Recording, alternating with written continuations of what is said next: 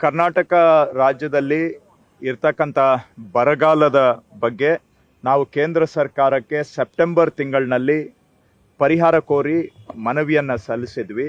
ಸಂಕಷ್ಟದಲ್ಲಿರ್ತಕ್ಕಂಥ ರೈತರಿಗೆ ಪರಿಹಾರ ಕೊಡಬೇಕಾಗಿರೋದು ಕೇಂದ್ರ ಸರ್ಕಾರದ ಕಾನೂನಿನ ಪ್ರಕಾರ ಕಡ್ಡಾಯ ಇದೆ. ನಾವು ಮನವಿಯನ್ನು ಕೊಟ್ಟು 7 ತಿಂಗಳು ಆಗಿದ್ರೂ ಸಹ ಕೇಂದ್ರ ಸರ್ಕಾರ ನಮ್ಮ ಮನವಿಯನ್ನು ಗಮನಕ್ಕೆ ತೆಗೆದುಕೊಂಡಿರಲಿಲ್ಲ, ಕರ್ನಾಟಕಕ್ಕೆ ಪರಿಹಾರ ಕೊಟ್ಟಿರಲಿಲ್ಲ.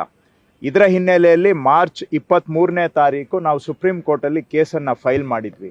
2 ವಾರದ ಹಿಂದೆ ಮ್ಯಾಟರ್ ಹಿಯರಿಂಗಿಗೆ ಬಂದಾಗ ಆವತ್ತು ಕೇಂದ್ರ ಸರ್ಕಾರದವರು 2 ವಾರದ ಸಮಯವನ್ನು ಕೇಳಿದರು. ಇವತ್ತು ಕೇಂದ್ರ ಸರ್ಕಾರದವರು ಸುಪ್ರೀಂ ಕೋರ್ಟ್ನಲ್ಲಿ ಬಂದು ಈ ವಾರದಲ್ಲಿ ತೀರ್ಮಾನವನ್ನು ಕೈಗೊಳ್ತೇವೆ ಅನ್ನುವಂಥ ಭರವಸೆಯನ್ನು ಗೌರವಾನ್ವಿತ ಸುಪ್ರೀಂ ಕೋರ್ಟ್ಗೆ ಕೊಟ್ಟಿದ್ದಾರೆ. ಹಾಗಾಗಿ ಕರ್ನಾಟಕ ಸರ್ಕಾರ ಏನು ಅನಿವಾರ್ಯವಾಗಿ ಮಾನ್ಯ ಸುಪ್ರೀಂ ಕೋರ್ಟ್ ಮುಖಾಂತರವಾಗಿ ಈ ಹೋರಾಟವನ್ನು ರೈತರ ಪರವಾಗಿ ಮುನ್ನಡೆಸ್ತಕ್ಕಂತಹ ತೀರ್ಮಾನ ತೆಗೆದುಕೊಂಡು ಸುಪ್ರೀಂ ಕೋರ್ಟ್ನಲ್ಲಿ ನಾವು ಕೇಸಲ್ಲೂ ದಾಖಲು ಮಾಡಿದ್ರಿಂದ ಇವತ್ತು ಗೌರವಾನ್ವಿತ ಸುಪ್ರೀಂ ಕೋರ್ಟ್ನ ಮಧ್ಯಪ್ರವೇಶದಿಂದ ಕೇಂದ್ರ ಸರ್ಕಾರ ಈ ವಾರದಲ್ಲೇ ನಾವು ತೀರ್ಮಾನ ತೆಗೆದುಕೊಳ್ತೇವೆ ಅಂತ ಒಪ್ಪಬೇಕಾದಂತಹ ಪರಿಸ್ಥಿತಿ ಬಂದಿದೆ. ಇದು ಕರ್ನಾಟಕ ಸರ್ಕಾರ ರೈತರ ಪರವಾಗಿ ನಾವು ಸುಪ್ರೀಂ ಕೋರ್ಟ್ನಲ್ಲಿ ದಾವೆಯನ್ನು ಹೂಡಿ ಹೋರಾಟ ಮಾಡಿದ್ದಕ್ಕೆ ಸಂದ ಜಯ ಆಗಿದೆ. ಈ ವಾರ ಅವರು ತೀರ್ಮಾನ ತೆಗೆದುಕೊಳ್ಳೋದು ಅಷ್ಟೇ ಅಲ್ಲ, ನಮಗೆ ಹಣವನ್ನು ಬಿಡುಗಡೆ ಮಾಡಬೇಕು ಹಾಗೂ ರೈತರಿಗೆ ಹಣ ತಲುಪಬೇಕು.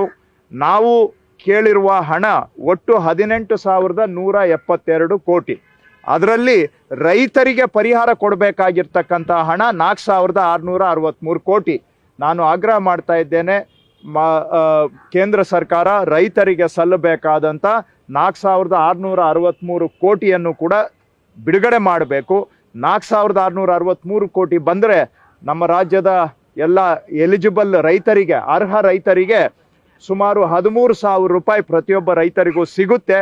ಇದನ್ನು ಈ ವಾರದಲ್ಲೇ ತೀರ್ಮಾನ ಮಾಡೋದಷ್ಟೇ ಅಲ್ಲ, ಹಣವನ್ನು ಬಿಡುಗಡೆ ಮಾಡಬೇಕು ಮತ್ತು 18,172 ಕೋಟಿಯಲ್ಲಿ ಕನಿಷ್ಠ ತತ್ಕ್ಷಣ ರೈತರಿಗೆ ಸಲ್ಲಬೇಕಾಗಿರೋ 4,663 ಕೋಟಿಯನ್ನು ಬಿಡುಗಡೆ ಮಾಡಲೇಬೇಕು ಅಂತ ನಾನು ಮತ್ತೊಮ್ಮೆ ಕೇಂದ್ರ ಸರ್ಕಾರವನ್ನು ಒತ್ತಾಯ ಮಾಡ್ತಾ ಇದ್ದೇನೆ.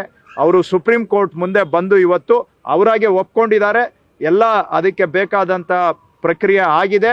ನಾವು ಈ ವಾರದಲ್ಲಿ ಕೊನೆ ಅಂತಿಮ ತೀರ್ಮಾನವನ್ನು ಮಾಡ್ತೇವೆ ಅಂತೇಳಿ ಇದು ರಾಜ್ಯದ ರೈತರಿಗೆ ಒಂದು ರೀತಿ ಸುಪ್ರೀಂ ಕೋರ್ಟ್ನಲ್ಲಿ ನ್ಯಾಯ ಸಿಕ್ಕಿದೆ.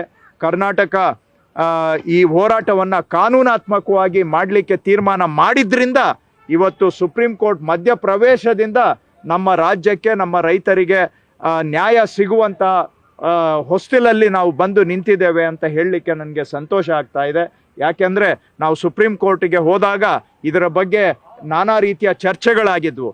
ನಮಗೆ ಬೇರೆ ಎಲ್ಲ ಪ್ರಯತ್ನಗಳನ್ನು ಮಾಡಿ ಹಣಕಾಸು ಸಚಿವರನ್ನು, ಗೃಹ ಸಚಿವರನ್ನು, ಪ್ರಧಾನಮಂತ್ರಿಗಳನ್ನು 2 ಬಾರಿ ಭೇಟಿ ಮಾಡಿ ನಮಗೆ ಪರಿಹಾರ ಸಿಗದೆ ಹೋದಾಗ ರೈತರ ವಿಷಯ ಬಂದಾಗ ನಾವು ಕೈಕಟ್ಟಿ ಕೂಡಬಾರದು ಅನ್ನೋ ಉದ್ದೇಶದಿಂದ ನಾವು ಅನಿವಾರ್ಯವಾಗಿ ಸುಪ್ರೀಂ ಕೋರ್ಟ್ ಮೆಟ್ಲು ಹೇರಿದಾಗ ಅದನ್ನು ಕೆಲವರು ಪ್ರಶ್ನೆ ಮಾಡಿದರು. ಆದರೆ ನಮಗೆ ನ್ಯಾಯಯುತವಾಗಿ ಕಾನೂನು ಪ್ರಕಾರವಾಗಿ ನಮ್ಮ ರೈತರಿಗೆ ಬರಬೇಕಾದಂತಹ ಹಣ ಬಾರದೆ ಹೋದಾಗ ನಮಗೆ ಬೇರೆ ಮಾರ್ಗ ಇಲ್ಲದೆ ನಾವು ಸುಪ್ರೀಂ ಕೋರ್ಟ್ ಮೆಟ್ಲು ಹತ್ತಿದ್ದು ನಮ್ಮ ಹೋರಾಟಕ್ಕೆ ಇವತ್ತು ಬಹುತೇಕ ಜಯ ಸಿಕ್ಕಿದೆ. ನಮಗೆ ಸುಪ್ರೀಂ ಕೋರ್ಟ್ ಬಹುಶಃ ಮಧ್ಯಪ್ರವೇಶ ಆಗದೆ ಹೋಗಿದ್ದಿದ್ರೆ ಕೇಂದ್ರ ಸರ್ಕಾರ ನಮ್ಮ ಮನವಿಯನ್ನು ಇಲ್ಲೂ ಕೂಡ ತೀರ್ಮಾನ ಮಾಡದೆ ಹಾಗೆ ಕೂತಿರ್ತಾ ಇತ್ತು. ಹಾಗಾಗಿ ಇವತ್ತು ಸಂತೋಷದ ದಿನ ಅಂತ ಹೇಳ್ಬೋದು. ಆದರೆ ಈ ಸಂತೋಷದ ದಿನ ಅರ್ಥಪೂರ್ಣ ಆಗಬೇಕು ಅಂದರೆ ಬರೀ ಕಮಿಟ್ಮೆಂಟ್ ಕೊಟ್ಟರೆ ಸಾಲೋದಿಲ್ಲ, ಅವರು ತೀರ್ಮಾನನೂ ತಗೊಳ್ಬೇಕು, ಹಣನ ಶೀಘ್ರವಾಗಿ ಬಿಡುಗಡೆನೂ ಮಾಡಬೇಕು ಅಂತ ನಾನು ಒತ್ತಾಯ ಮಾಡ್ತೇನೆ. ಮತದಾನ ಅನ್ನೋದಕ್ಕಿಂತ ಈಗ ಚುನಾವಣಾ ಆಯೋಗ ಕೂಡ ಅದಕ್ಕೆ ಒಂದು ಉತ್ತರ ಕೊಡಬೇಕಾಗುತ್ತೆ. ಯಾಕಂದ್ರೆ ಕ್ಲಿಯರ್ ಮಾಡಬೇಡಿ ಅಂತ ಇವರು ಒಂದು ಕಮಿಟ್ಮೆಂಟ್ ಕೊಟ್ಟ ತಕ್ಷಣ ಏನಾಗೋದಿಲ್ಲ. ಸೊ ಈಗ 2 ಹಂತದಲ್ಲಿ ಕರ್ನಾಟಕದಲ್ಲಿ ಎಲೆಕ್ಷನ್ ಇದೆ, ಅದನ್ನ ಹೇಗೆ ನೋಡುತ್ತೆ? ಈಗ ಕೇಂದ್ರ ಸರ್ಕಾರದವರು ಇಂದು ಗೌರವಾನ್ವಿತ ಸುಪ್ರೀಂ ಕೋರ್ಟ್ನಲ್ಲಿ ಅವರ ಪರವಾಗಿ ವಕೀಲರು ಹೇಳಿದ್ದು ಚುನಾವಣಾ ಆಯೋಗದವರು ಕ್ಲಿಯರ್ ಮಾಡಿದ್ದಾರೆ ಅನ್ನುವಂಥದ್ದನ್ನು ಅವರೇ ಹೇಳಿದ್ದಾರೆ. ಯಾಕಂದರೆ ಮೊದಲು ಸುಮ್ಮನೆ ಈಗ ಚುನಾವಣೆ ಘೋಷಣೆ ಆಗಿದ್ದು ಮಾರ್ಚ್ 16ನೇ ತಾರೀಕು, ಅದಕ್ಕೆ ಮೊದಲೇ 4 ತಿಂಗಳು ಕಡತ ಇವ್ರ ಹತ್ರ ಬಿದ್ದಿತ್ತು. 4-5 ತಿಂಗಳು, 5 ತಿಂಗಳು ಏನು ಮಾಡದೆ ಮಾರ್ಚ್ 16ನೇ ತಾರೀಕು ಆದಮೇಲೆ ಚುನಾವಣಾ ಆಯೋಗಕ್ಕೆ ಬೆರಳು ತೋರಿಸ್ತಾ ಇದ್ರು.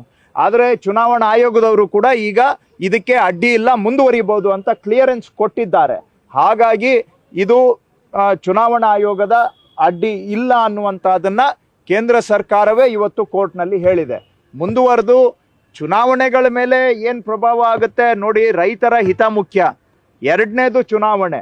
ಹಾಗಾಗಿ ನಮ್ಮ ಹೋರಾಟ ಇಲ್ಲಿವರೆಗೂ ಇದ್ದಿದ್ದು ರೈತರಿಗೆ ನ್ಯಾಯ ಕೊಡಿಸ್ಬೇಕು, ರೈತರಿಗೆ ಕಷ್ಟ ಕಾಲದಲ್ಲಿ ಪರಿಹಾರ ಸಿಗಬೇಕು. ಇದರಲ್ಲಿ ರಾಜಕೀಯಕ್ಕಿಂತ ಮುಖ್ಯವಾಗಿ ಸಮಸ್ಯೆ ಇದ್ದಾಗ, ರೈತರು ಕಷ್ಟದಲ್ಲಿದ್ದಾಗ ನೆರವು ಸಿಗಬೇಕೆ ಬಿಟ್ಟರೆ ಯಾವಾಗೋ ನೆರವು ಕೊಡುವಂಥದ್ದು ಯಾವಾಗೋ ಕೊಟ್ಟರೂ ಕೂಡ ಅದು ಪ್ರಯೋಜನ ಆಗೋದಿಲ್ಲ. ಅವಶ್ಯಕತೆ, ಅಗತ್ಯತೆ, ಅನಿವಾರ್ಯತೆ ಇದ್ದಾಗ ಪರಿಹಾರ ಸಿಗಬೇಕು ಬಿಟ್ಟರೆ ಆ ಕಾಲ ಮೀರೋದ್ಮೇಲೆ ಪರಿಹಾರ ಕೊಟ್ಟರೆ ಏನು ಪ್ರಯೋಜನ? ಹಾಗಾಗಿ ಇದಕ್ಕೆ ಚುನಾವಣೆ ಮೇಲೆ ಯಾವ ಪ್ರಭಾವ ಆಗುತ್ತೆ ಅನ್ನೋದು ಮುಖ್ಯ ಅಲ್ಲ. ಕರ್ನಾಟಕ ಸರ್ಕಾರ ರೈತರ ಪರವಾಗಿ ಹೋರಾಟ ಮಾಡಿದೆ, ನಮ್ಮ ನಿಲುವು ಸ್ಪಷ್ಟವಾಗಿದೆ. ಅದು ಚುನಾವಣೆಯಲ್ಲಿ ಯಾರಿಗೆ ಅನುಕೂಲ ಆಗುತ್ತೆ ಅನಾನುಕೂಲ ಆಗುತ್ತೆ ಮುಖ್ಯ ಅಲ್ಲ, ರೈತರಿಗೆ ತಕ್ಷಣ ಪರಿಹಾರ ಸಿಗಬೇಕು.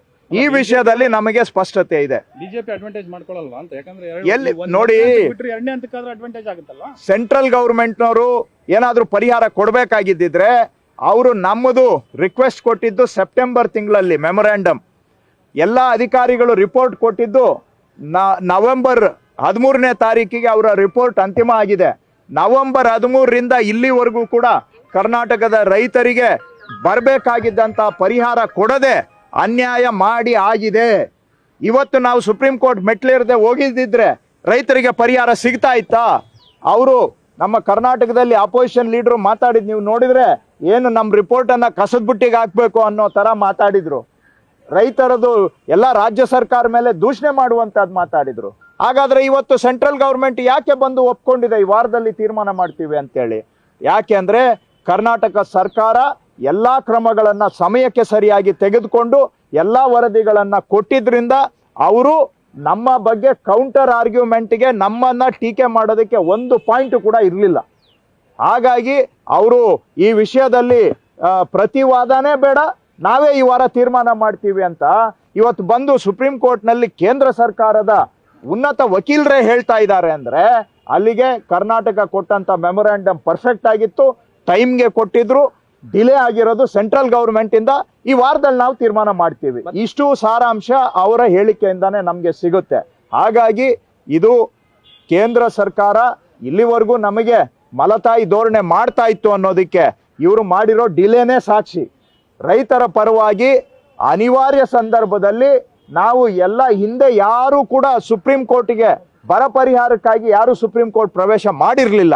ಆ ಹೆಜ್ಜೆಯನ್ನು ಕೂಡ ಇಟ್ಟು ನಮ್ಮ ಸರ್ಕಾರ ಹೋರಾಟ ಮಾಡಿದೆ. ಇದು ಕರ್ನಾಟಕಕ್ಕೆ ಸಂದ ಜಯ.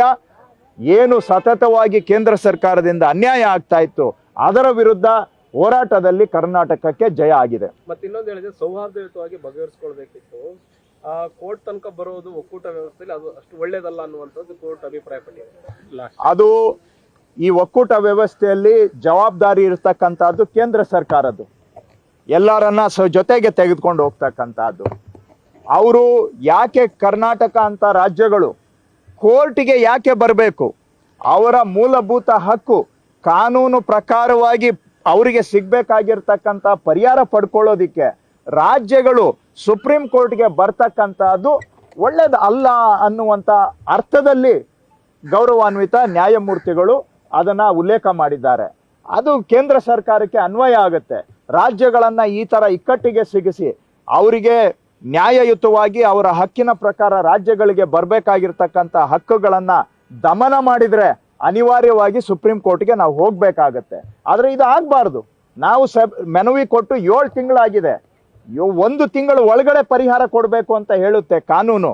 1 ತಿಂಗಳು ಒಳಗಡೆ ಬರಬೇಕಾಗಿದ್ದು 7 ತಿಂಗಳವರೆಗೂ ಎಳೆದು ನಮ್ಮ ರೈತರನ್ನ ಸತಾಯಿಸಿ ಕಷ್ಟದಲ್ಲಿರೋ ರೈತರಿಗೆ ನಿರ್ಲಕ್ಷ್ಯ ಮಾಡಿ ಅವರನ್ನ ದಬ್ಬಾಳಿಕೆ ಮಾಡ್ತಕ್ಕಂಥದ್ದು ಇದೆಯಲ್ಲ, ಇದು ಸರಿಯಲ್ಲ, ಒಕ್ಕೂಟ ವ್ಯವಸ್ಥೆಗೆ ಒಳ್ಳೇದಲ್ಲ ಅನ್ನೋದು ನನ್ನ ಅಭಿಪ್ರಾಯ. Okay sir, thank you.